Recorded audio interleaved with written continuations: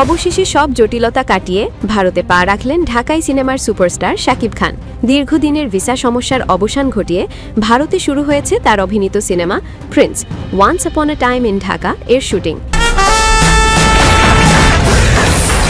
ইতিমধ্যে শাকিব খান সহ সিনেমাটির অভিনয় শিল্পীরা শুটিংয়ে অংশ নিয়েছেন বলে নিশ্চিত করেছে প্রযোজনা সংশ্লিষ্ট একাধিক সূত্র। পরিকল্পনা অনুযায়ী গেল বছরের ডিসেম্বরে ভারতে শুটিং শুরুর কথা থাকলেও শিল্পী ও কলাকুশলীদের ভিসা না পাওয়ায় তা সম্ভব হয়নি। এতে করে রোজার ঈদে সিনেমাটি মুক্তি নিয়েও দেখা দেয় অনিশ্চয়তা। এমন পরিস্থিতিতে নির্মাতা আবু হায়াত মাহমুদ বাধ্য হয়ে গত ৬ জানুয়ারি দেশেই শুটিং শুরু করেন। পরে ভারতের বিকল্প হিসেবে শ্রীলঙ্কায় শুটিং হয় সিনেমার কিছু অংশের। তবে নির্মাতাদের মূল পরিকল্পনায় শুরু থেকেই ছিল ভারত। লোকেশন, সেট এবং প্রস্তুতি আগেই চূড়ান্ত করা থাকায় শেষ মুহূর্ত পর্যন্ত ভিসার জন্য অপেক্ষা করছিলেন তারা।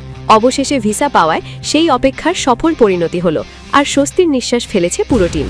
বর্তমানে ভারতে শুটিং চললেও এ বিষয়ে প্রকাশ্যে কোনো মন্তব্য করতে চাননি পরিচালক আবু হায়াত মাহমুদ কিংবা প্রযোজক শিরিন সুলতানা। প্রযোজনা সূত্র জানিয়েছে, ঈদ সামনে রেখে এখন তাদের একমাত্র লক্ষ্য দ্রুত শুটিং শেষ করে পোস্ট প্রোডাকশনের কাজে হাত দেওয়া। এই সিনেমায় শাকিব খানকে দেখা যাবে ৯০-এর দশকের এক ভয়ঙ্কর গ্যাংস্টারের চরিত্রে, যা নিয়ে দর্শকদের আগ্রহ তুঙ্গে। তার বিপরীতে অভিনয় করছেন বাংলাদেশের তাসনিয়া ফারিন এবং পশ্চিমবঙ্গের অভিনেত্রী জ্যোতির্ময়ী কুণ্ডু। আরও রয়েছেন নাসির উদ্দিন খান, এজাজুল ইসলাম, ইন্তেখাব দিনার সহ এক ঝাঁক শক্তিশালী অভিনয়শিল্পী।